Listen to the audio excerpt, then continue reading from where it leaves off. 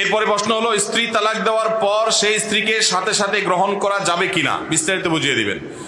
যদি কেউ স্ত্রীকে তালাক দেন তাহলে সেই স্ত্রীকে আবার সাথে সাথে ফেরত নেওয়ার সুযোগ থাকবে যদি সেইভাবে তালাক দেন, যেটাকে বলা হয় প্রত্যাহারযোগ্য তালাক।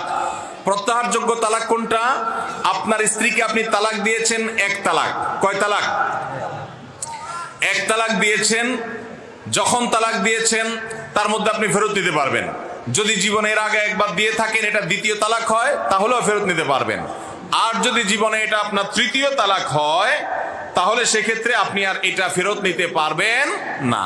বিধায় আপনার জন্য কোনো অবস্থাতে জায়েজ হবে না, হারাম হবে আপনার স্ত্রীকে প্রত্যাহার করা বা স্ত্রী হিসাবে, স্বামী স্ত্রী হিসাবে থাকা, যদি তালাক কয়টা হয়? তিনটা হয়ে যায়।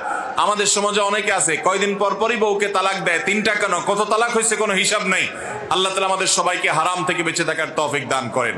ভাইরা আমার, যারা বিবাহ করেছেন আর আমার যুবক ভাইয়েরা যারা বিবাহ করবেন, করজোড় করে মিনতি করি আপনাদের কাছে, আল্লাহর ওয়াস্তে কখনো হুটহাট করে তালাক দিলাম স্ত্রীকে এরকম কথা বলবেন না।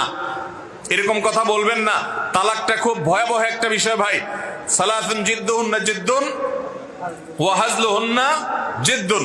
তিনটা বিষয় আছে। সিরিয়াসলি করলে যা হবে, হাসতে হাসতে দুষ্টামি করে করলেও তাই হয়ে যাবে।